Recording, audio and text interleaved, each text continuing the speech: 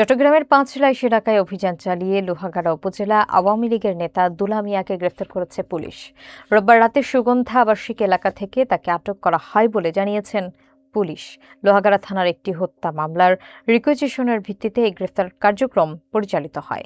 বর্তমানে তাকে পাঁচলাইশ থানায় জিজ্ঞাসাবাদ করা হচ্ছে বলে জানানো হয়েছে। আরাফাত শিকদারের প্রতিবেদনে থাকছে বিস্তারিত।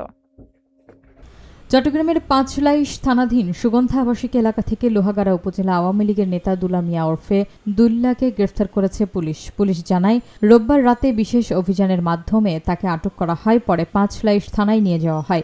সংশ্লিষ্ট সূত্রে জানা গেছে, দুলা মিয়ার বিরুদ্ধে একাধিক অভিযোগ রয়েছে এবং লোহাগাড়া থানায় দায়ের হওয়া জুলাই মাসের একটি হত্যা মামলায় তিনি আসামি।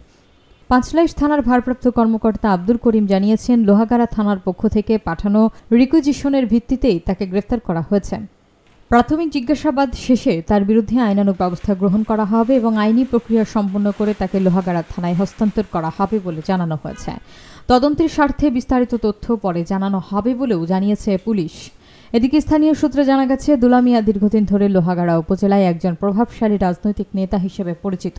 তার বিরুদ্ধে বিভিন্ন সময়ে বিরোধী রাজনৈতিক কর্মীদের হয়রানি, মামলা বাণিজ্য এবং ক্ষমতার অপব্যবহারের অভিযোগ উঠে এসেছে বলে এলাকাবাসীর দাবি। গ্রেপ্তারের খবরে এলাকায় মিশ্র প্রতিক্রিয়া দেখা যায় এবং কোথাও কোথাও আনন্দ প্রকাশের খবরও পাওয়া গেছে।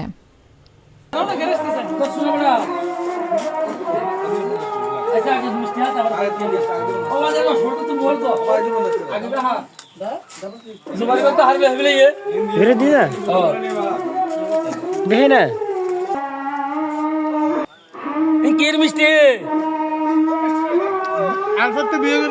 দিল্লা গ্রেপ্তার